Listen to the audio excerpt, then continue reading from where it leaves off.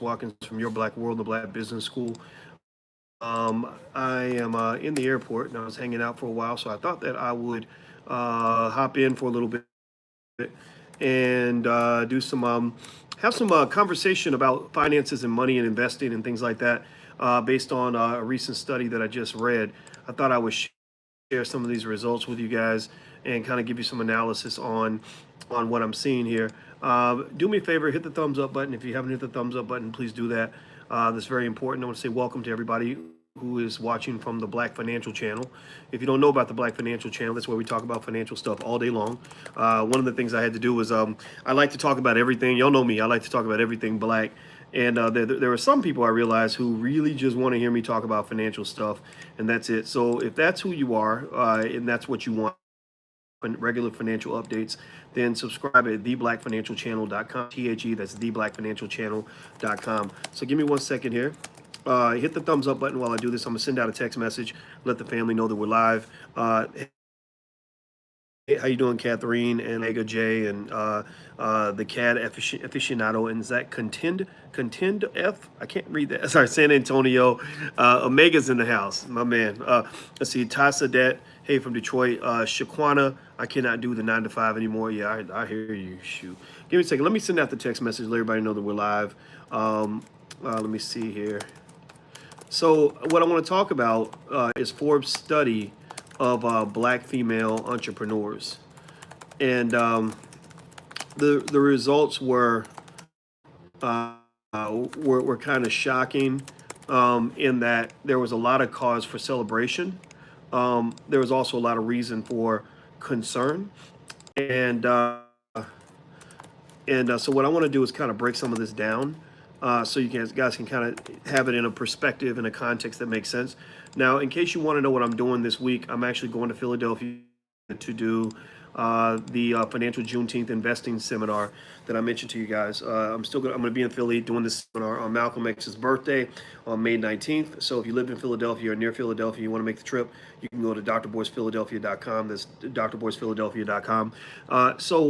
Keep hitting the thumbs up button, please. All right, here's what basically was so interesting about this study. On one hand, Forbes took the time to do quite a detailed expose on the status of black female entrepreneurs and black women that were starting businesses.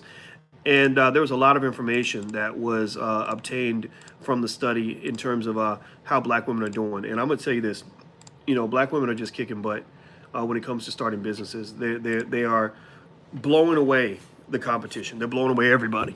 They're blowing away everybody, especially in the rate of business creation.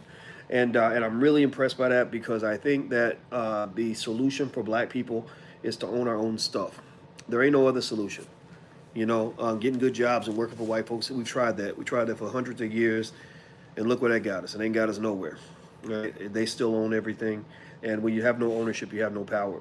Well, according to this, the State of Women-Owned Business Report, commissioned by American Express, while the number of women-owned businesses grew an impressive 58% from 2007 to 2018, the number of firms owned black women grew by a stunning 164%, nearly 3 times that rate. There are 2.4 million African American women-owned businesses in 2018, most owned by women 35 to 54. Black women are the only racial or ethnic group with more business ownership than their male peers.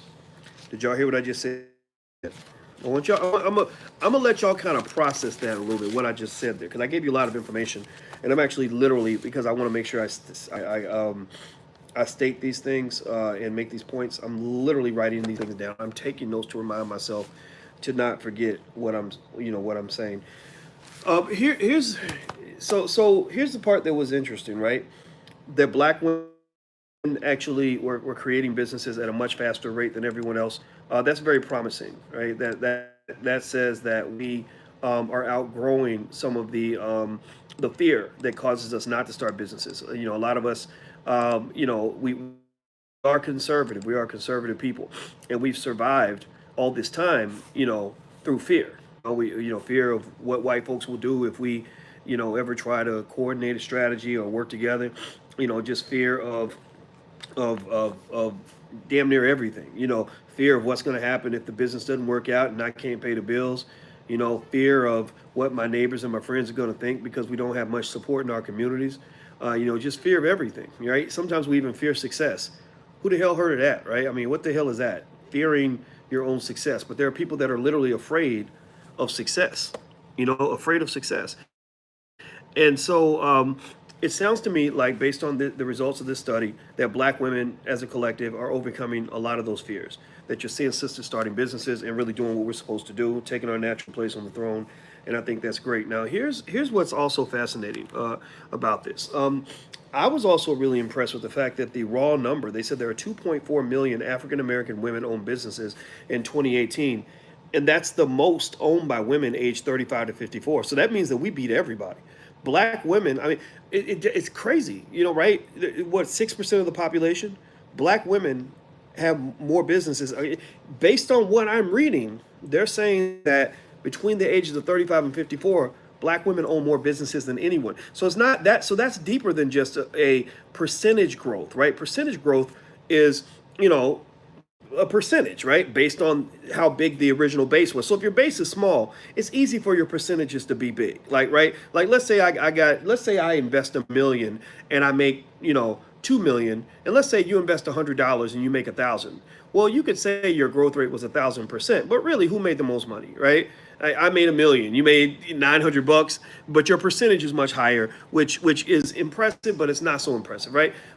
But even when you look at raw numbers, actual numbers, you see black women are still leading the pack, which I applaud. First of all, I think we need to take a moment of silence and just appreciate the black woman. Just say, thank you, God bless you, we respect you.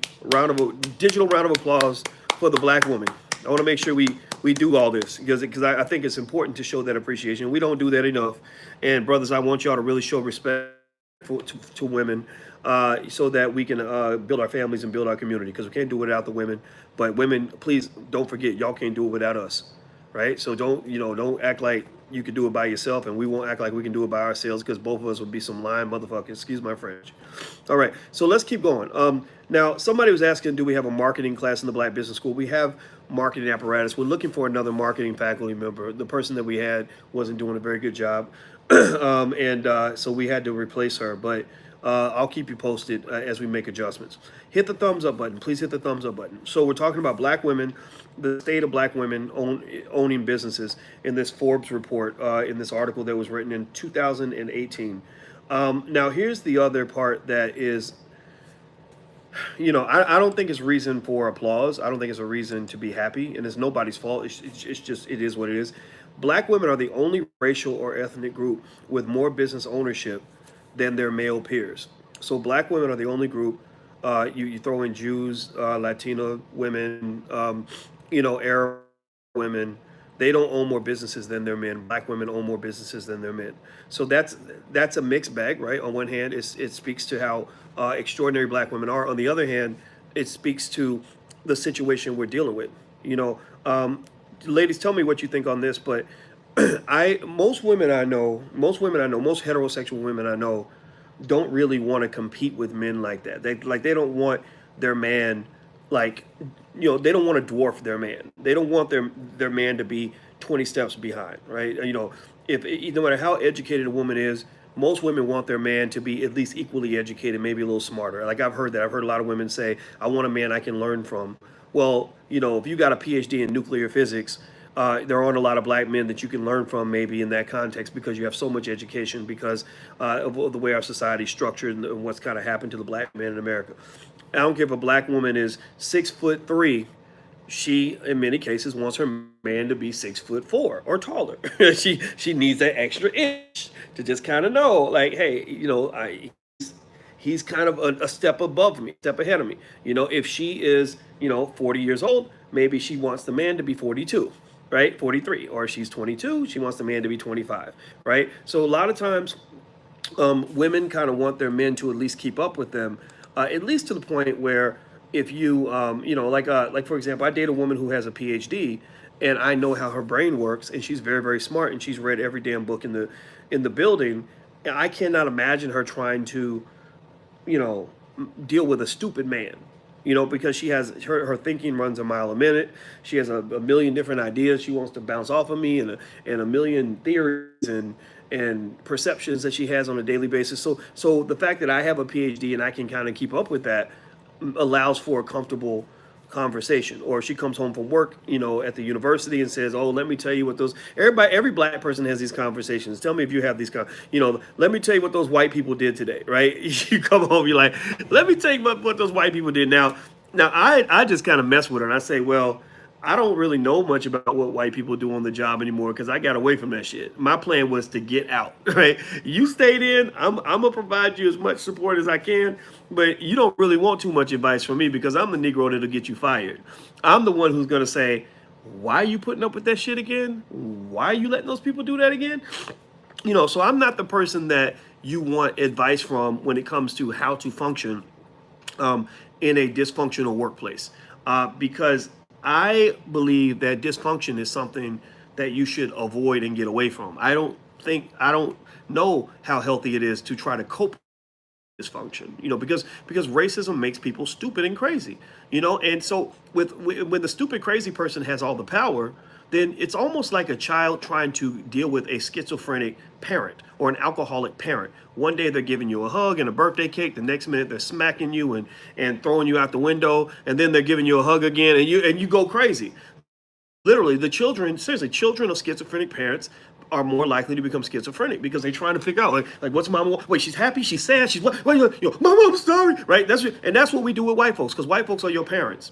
They've been like your parents since you got off the slave ships. They run, your institutions. They control you hand your kids over to them so they can go to their schools. You're consuming all their crazy ass media, and then you're going to work for them when you go get that bachelor's degree, and you're dealing with these schizophrenic parents that are dumping this racism on you in various forms and doses, and you don't know how to handle that. So you go crazy, you get pissed off, you start drinking. I know black folks that became alcoholics or had to see a therapist because they couldn't deal with the white people on their job. Right? It's some real shit. It's serious. Like, this literally affects your mental and physical health. This is part of the reason that black men die so young, just trying to handle the stress of dealing with white folks. Pins and needles every damn day. Fuck that. I wouldn't try to live like that. No.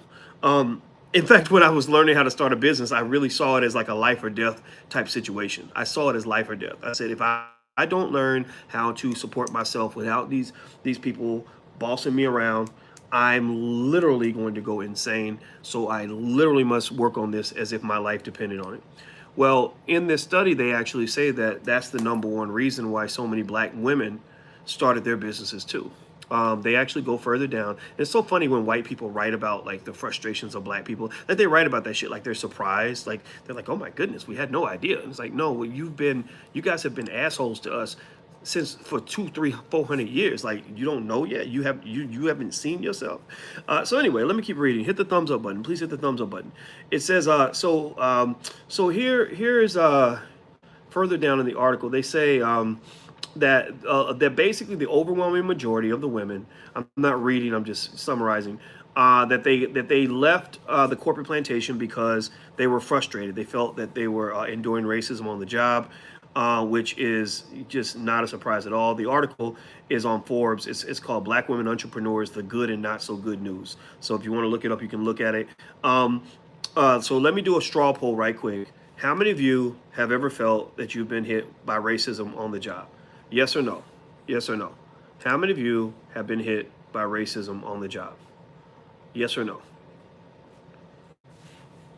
Okay, I see me and Dual says yes, and Lisa and counter F. I can't read that. Live free. Okay, I see a lot of yeses. Yes. So it's really fascinating. I mean, I know just now they just passed the Equality Act, and of course they got the black people out front screaming for the Equality Act, right, which has to do with the LGBT community, where basically now all the civil rights protections that were given to black people are now going to extend to people based on who they're having sex with, right? So if you're a man, you're sleeping with a man, then it's your lucky day, because now you're going to be treated as if you've been black your whole life, right?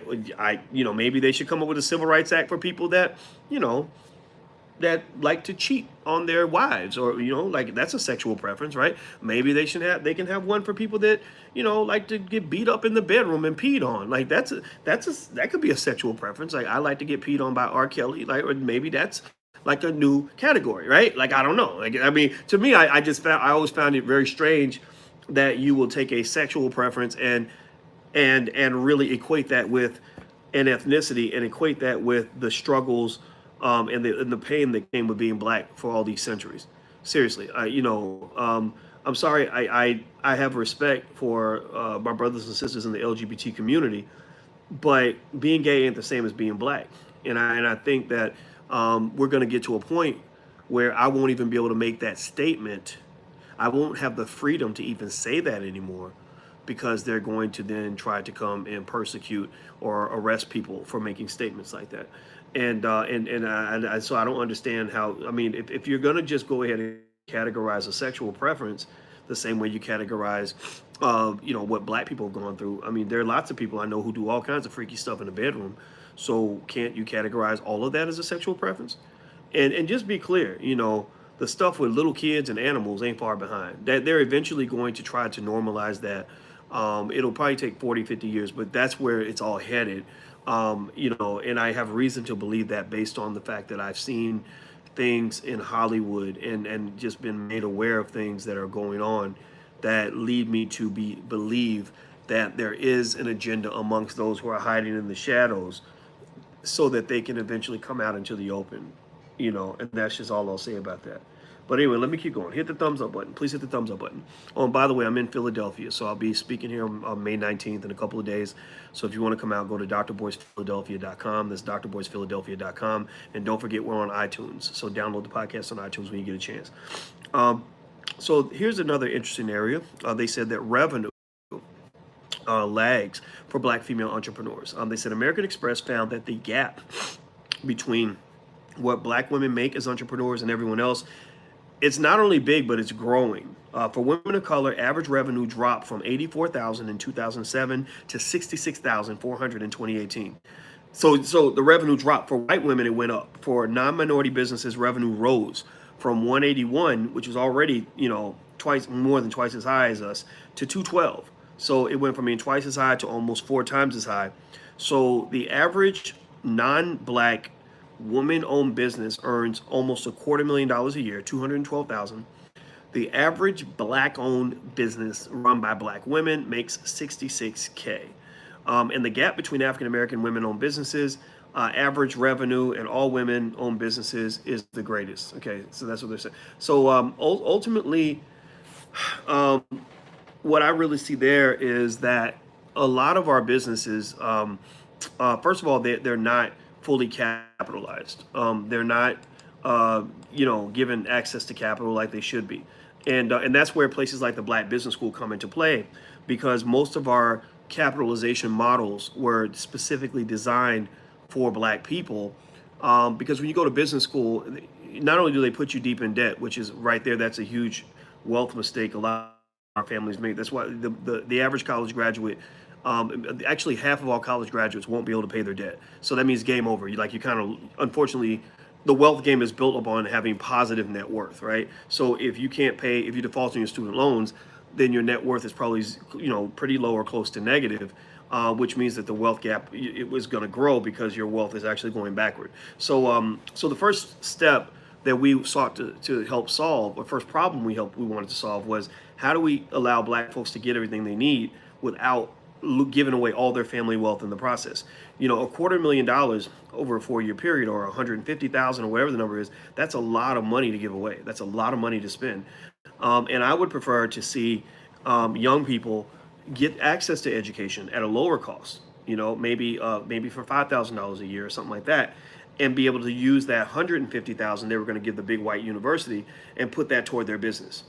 Right? Just that model alone, that capitalization model alone, will go a long way, right? So instead of putting all your money toward that college degree, which is an asset, a college degree is an asset. The problem is that it's an asset that does not produce revenue at a level high enough to make up for what it costs. So it's almost like going to buy. It's like when Donald Trump went and bought this big fancy hotel. I'm gonna tell you all the truth. Like, Trump was not a horrible businessman back in the day. At least he did some really interesting and somewhat impressive things when he was like 28, 29 years old. He buys this building for $400 million. And they're questioning the purchase because Trump paid so damn much for the building. He just wanted to own the building. That's one of his setbacks. That's one of his weaknesses. Is he's an empire builder, and he doesn't always think about the efficiency of his next business move. So Trump wanted to own the building just so he could say, I own this building, right? I guess for him, maybe that was the way he got girls or whatever it was.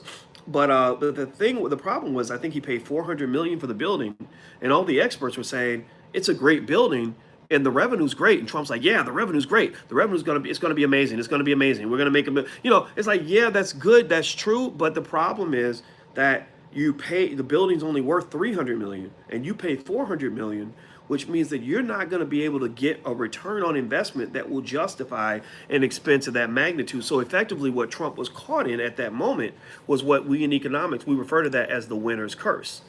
The winner's curse is when you get into a bidding war with somebody and you think you won, but really you lost because you overpaid for the asset. Or like dating, like you ever have a time where you fought for somebody, like really got into it with somebody over some girl or some guy, right? And you're fighting with that person and you go through all hell back and forth to get the person, and then you finally won. And then like a couple years later, you realize that you actually lost because the person turns out to be a son of a bitch, right? That's kind of the winner's curse, where you think you won, but you lost. When I was in college, I remember all these girls used to compete to try to date these basketball players, because at University of Kentucky, all the basketball players got all the girls. I didn't get any girls. I had like one little girlfriend. I held on to her for dear life. But they would get all the girls, and all these girls would compete for these guys, doing all kinds of like tricks to get these dudes, right? And I would be thinking, wow, I don't think they know what they're getting. They're not really getting a good man. Like I would work at the front desk, and I would sign people in and out, and I would see some guys, they would sign in like 4 different girls in the same night. And each girl, I'd be like, wow, it seems like all these girls really think that they might get him, that might be their man, but none of them are going to get him. And if they get him, he's probably got all kinds of diseases and stuff. Like, do you really want that? And then years later, you'd see some of these guys, they be broke, because in their little professional basketball career doesn't pan out. They ain't got no education. So you see him 30, 35 years old, and he's broke as hell, and you won, you lucked out because he's your husband.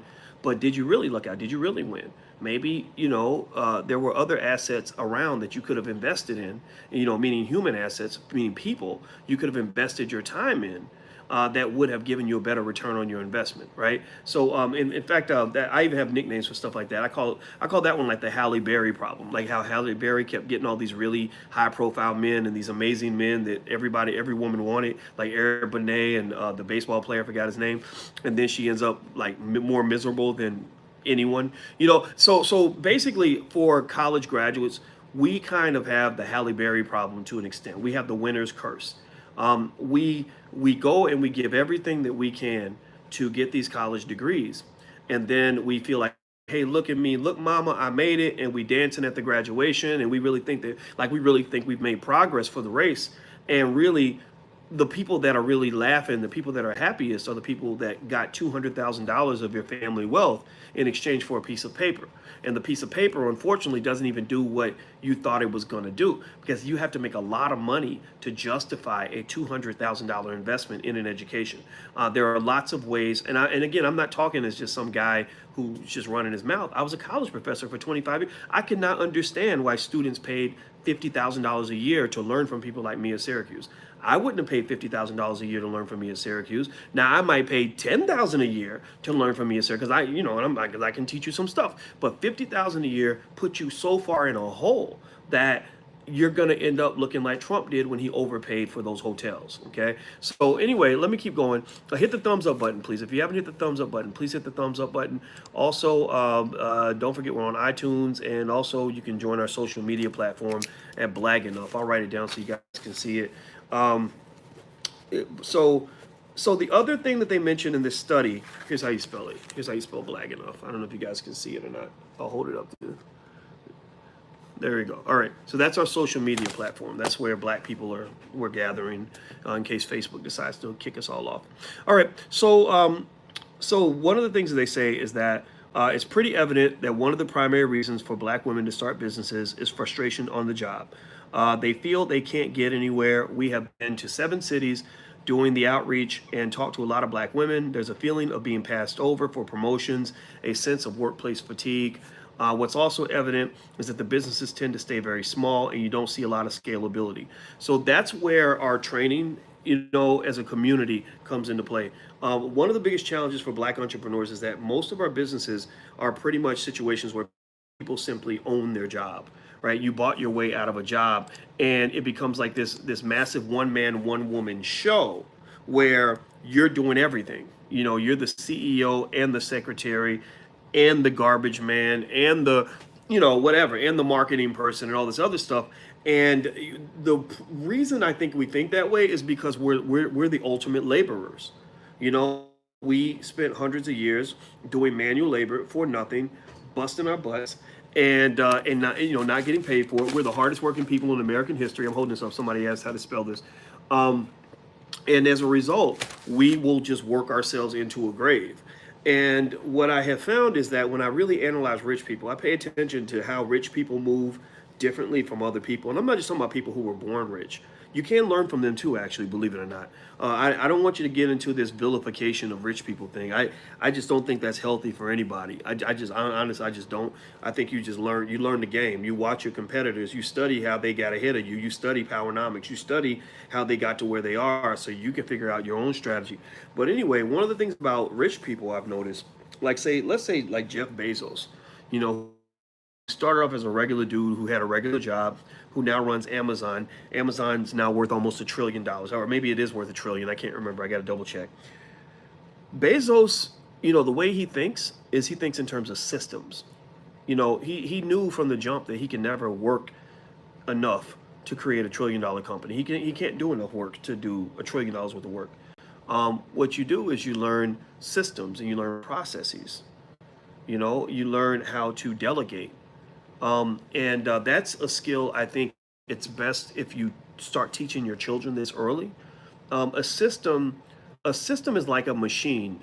A system and a machine can always outwork a person. A human being gets tired. A human being gets old. Human beings get sick. And a lot of our businesses struggle or fall apart because the one or two human beings that are holding it down and holding it together get sick, um, get tired, they get old, or they die. And then when they die, the whole business dies. I mean, has anybody seen that? Where you had a great business that was there and then one person died and the whole shit just disappeared? Has anybody, tell me if you've seen this? Yes or no? I need to know that you're in this with me, that you understand what I'm saying here. And so I think one good test for you as an entrepreneur, for everybody in here that's going to be one. If you're not one, if you're not an entrepreneur, you're a wantrepreneur. That means you want to get there. I think everybody should want to get off the corporate plantation. Just get away from those crazy people at your job. There are other ways for you to make your money. Well, one of the challenges I submit to you is to try to see if you could set your business up where you could take a 1 week vacation and not do anything, and the company can still run on its own. That's a heck of a test. It's very difficult, but do that so that you can make sure that this business is going to actually give you a legacy. One of the things I'm going to do a lecture on in Philadelphia is creating a 100-year plan for your family. And where this concept came from was the fact that, empire building is much easier if you give yourself plenty of time. Like if it's hard to, there's only so much you can do in the next 2, 3, 4, 5 years, but there's a lot you can do in the next, say, 40 years. But you got to have enough vision. Sometimes we just keep thinking like it's going to be 2019 forever, and it's not. There was a time when we used to thought it was going to be 2003 forever, right? But imagine somebody in 2003 who was planning to have power by 2019. Well, that person could have done a lot. I mean, you think about Amazon. Do you know that in 2002, 2003, you could have bought shares of Amazon stock for like $10, maybe 15 or 20? Do you know Amazon stock is worth almost $2,000 a share now? I think it's $1,900. So if you put the amount of money, let's say you put the money in there, it would cost to buy a used car back there. Let's say $8,000 in Amazon stock. Do you know that Amazon stock now would be worth $2 million? $2 million. So the same way you could put out a few $1,000s now and have millions of dollars, 16 years later. Sorry, the same way you could have done that in 2003. Well, you can do that now. 2003 is to 2019 what 2019 is to 2035. Let me say that again so we can make sure we're clear. 2003 is to 2019 what 2019 is to 2035. So what is your plan for world domination that will show itself in the year 2035? Are you going to own the year 2035? Are you going to own the year 2040? Is your family going to own the shit in 2045?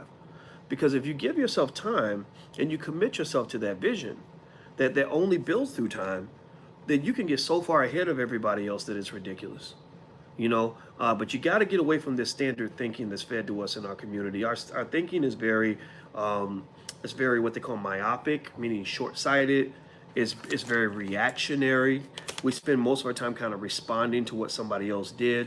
It's not built for empire building because people don't understand. Empires get built by patience. Patience.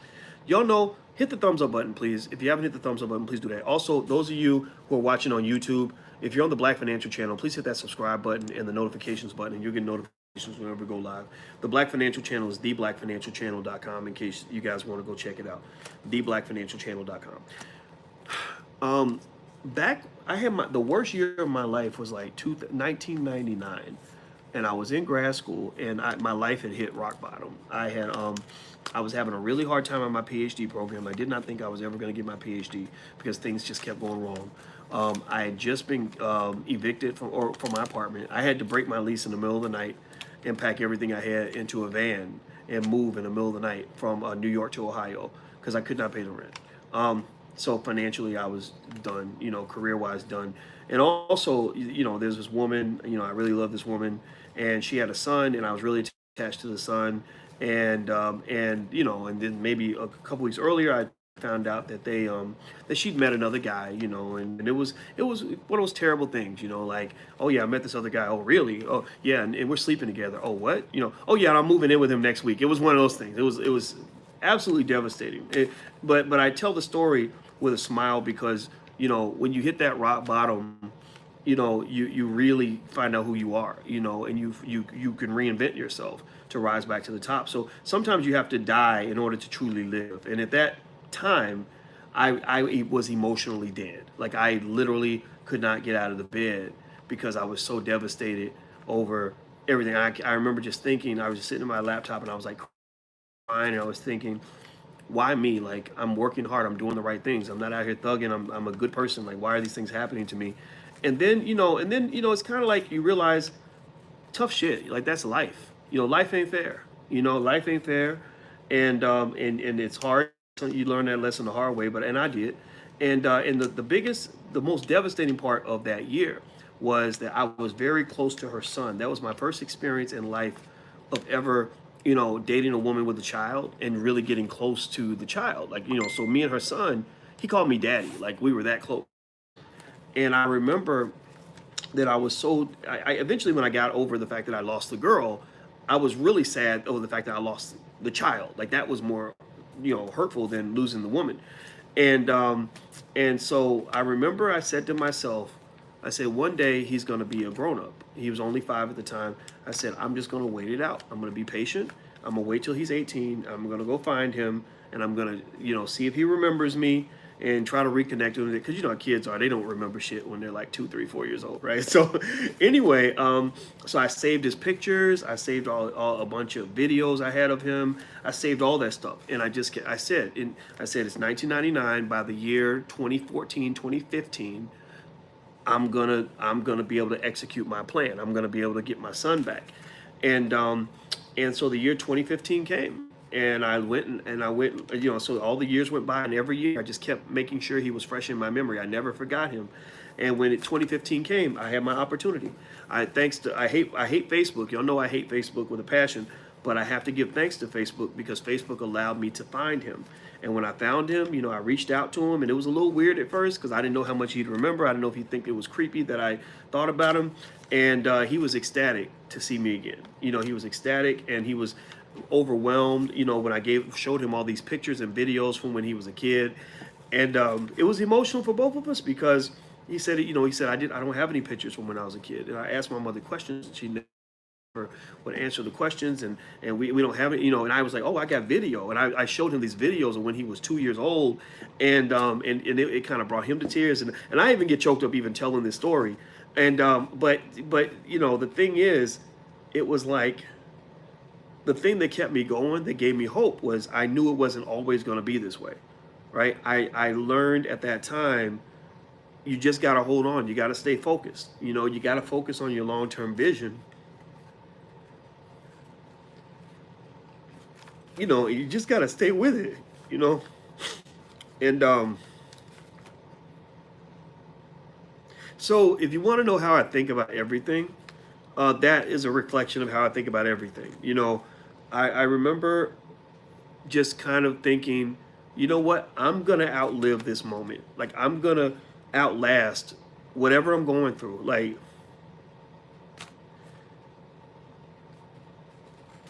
it's gonna come to an end. I'm gonna hang in there, and I'm gonna win, because I'm gonna stay focused, and I'm never gonna forget, what my true destiny is, where I'm supposed to be, and so that's so to me, the whole God damn it, I didn't even know that. I'm sorry, guys, forgive me for this. I apologize. So the thing is, that's how you win. That's how you win in life. You hold on, and you hang in there, and you make a long-term plan, and you stick with that shit. Because most of the, obstacles that you have, those obstacles are temporary. The haters you have, you can outlast the haters. Um, the setbacks you have, you can outlast the setbacks. And if you have the stamina, like Nipsey Hussle's store was called the marathon. And I think the marathon is an appropriate way to look at life. If you're ready to run the marathon, and everybody else is only built for a sprint, then you will eventually come out on top.